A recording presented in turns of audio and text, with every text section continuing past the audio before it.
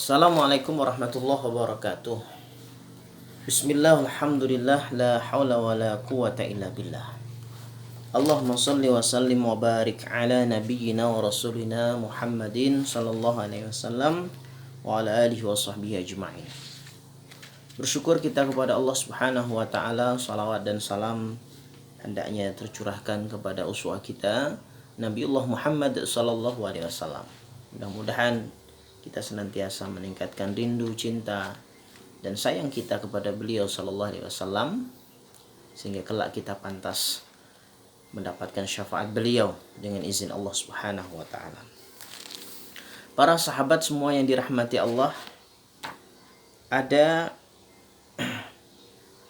pertanyaan yang menginginkan pembahasan bagaimana seseorang yang sakit lalu kemudian menangis, lalu kemudian menyampaikan kepada saudaranya, keluarganya, kerabatnya tentang sakit yang dia derita atau rasa sakit yang dia derita. Apakah hal ini boleh? Maka berkenaan dengan ini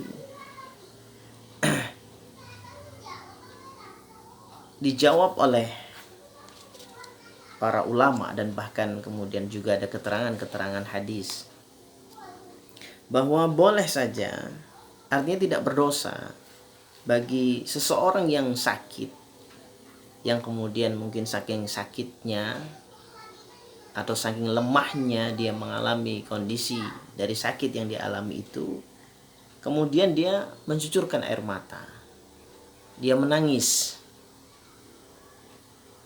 selama tidak kemudian melakukan satu ratapan. Dan ini juga berlaku kepada keluarga yang merawat. Ya, sebagaimana ketika Rasulullah SAW mendapati putra beliau sakit lalu kemudian meninggal dunia, kemudian beliau mengatakan al-ainu tadma'u wal qalbu yahzanu wa la naqulu illa ma yurdi ar-rabbu wa inna li firaqika ya Ibrahimu lamahzunun. Kedua mata boleh mencucurkan air mata karena saat itu memang beliau terlihat sedih lalu kemudian mencucurkan air mata, menangis. Kata Rasulullah, hati boleh bersedih, namun kita tidak boleh mengatakan kecuali apa yang diridhai oleh Allah Subhanahu wa taala, oleh Rabb. Dan terhadap perpisahan ini wahai Ibrahim, kami sangat bersedih. Ini saat kemudian putra beliau sallallahu alaihi wasallam yaitu Ibrahim yang bernama Ibrahim meninggal dunia. Beliau pun menitikkan air mata karena tanda kasih, karena tanda sayang, karena tanda cinta, bukan sebagai ratapan. Jadi bagi orang yang sakit atau keluarga yang merawat yang sakit yang kemudian merasa tidak tega dan ada rasa simpatik di sana sehingga kemudian seolah merasakan sakit yang dialami sehingga menitikkan air mata, sehingga kemudian mendoakannya, sehingga kemudian keluar kata-kata yang tetap dalam keridhaan Allah SWT, bukan kata-kata umpatan, bukan kata-kata marah-marah, bukan kata-kata teriak-teriak yang kemudian membawa kepada murka Allah SWT, ya, yang menunjukkan tidak sabar atas sakit yang dialami. Ya, ini. Maka itu kata-kata yang tidak boleh. Kalau kemudian marah-marah, kemudian meratap, lalu kemudian berlebihan, sehingga kemudian justru membuat orang yang di sekitarnya itu menjadi sangat-sangat bersedih dan bahkan sangat-sangat kasihan. Ya. Sehingga yang dianjurkan di sini ya sabar. Sabar ini sebagai ibadah di mana inilah yang akan menggugurkan dosa, mengangkat derajat mulia bagi orang yang sakit. Ya, akan ditempatkan pada kedudukan yang istimewa dan akan menjadi sebab gugurnya kesalahan-kesalahannya. Sebagaimana disebutkan di dalam surah Az-Zumar ayat 10, innama yuwaffas sabiruna ajrahum bighairi hisab. Hanya orang-orang yang bersabar yang disempurnakan pahalanya tanpa batas. Jadi orang yang semakin sabar, tentu sabar masing-masing orang ini ketika menghadapi sakit memang kondisinya berbeda-beda. Ada orang yang sabar yang mungkin tipe biasa atau level 1, level 2, yang dia masih ketika sakit itu masih mengeluhnya itu lebih kuat, tapi masih sabar. Ada yang sabarnya sudah level sedang, ya, dia pun tetap bersyukur, dia pun tetap memuji Allah, ibadahnya pun tetap dia jalankan dengan baik. Jadi orang yang tentu sabar ketika menghadapi sakit, ini ibadahnya saat sakit pun tetap dia jalankan, ya. Karena dalam Islam itu tidak ada alasan di mana kemudian meninggalkan sholat misalnya, meninggalkan zikir di saat kemudian sakit. Ya, jadi sholat tetap harus dijalankan, walaupun harus duduk, walaupun harus berbaring. Ya, selama tidak dalam kondisi yang pingsan atau koma, maka sholat ini wajib tetap harus dijalankan. Karena apa? Bisa jadi memang menjadi pintu dari salah satu pintu sebab di mana seseorang dijemput oleh kematian, oleh malaikat maut. Sehingga jangan sampai kalau ada di antara keluarga kita atau kita sendiri yang mengalami sakit, lalu kemudian tidak sholat. Nauzubillah min dzalik. Jangan sampai. Maka harus ada di dalam ingatannya, dalam alam bawah sadarnya, di dalam suasana hati dan perasaannya bahwa dia tetap harus menjaga sholatnya. Dia harus tetap menjaga zikirnya. Karena bisa jadi itu menjadi sebab. Dan jangan meremehkan terhadap satu sakit, sekalipun seringan apapun sakit itu. Sekalipun misalnya flu, jangan kemudian mentang-mentang, wah ini flu, jauh dari kematian. Oh ini cantengan, sakit cantengan, jauh dari kematian. Ya, jangankan begitu, orang tersedak saja bisa ada yang menjadi sebab mati. Orang yang nguap habis itu mati. Ada orang yang kemudian merasakan pusing ringan sebenarnya, lalu dia minum obat-obatan yang biasa di luar itu, ya, dia dapatkan di toko-toko itu, ya. Lalu kemudian dia minum, lalu kemudian gak bangun lagi. Masya Allah. Nah, ini Masya Allah. Jadi kalau misalnya, bahkan kalau bisa menjaga wudhu, kalaupun tidak bisa wudhu tentu tayamum. Ini adalah satu kondisi yang luar biasa, yang menunjukkan kesabaran. Jadi indikasi kesabaran itu ya harus ada. Jangan sampai kemudian dia sabar tapi kemudian malah meninggalkan sholat, malah tidak sholat, malah tidak berzikir, malah justru mengeluh terus tanpa habis. Dan setiap orang yang datang menjenguk dia justru malah dikeluhkan dengan secara berlebihan.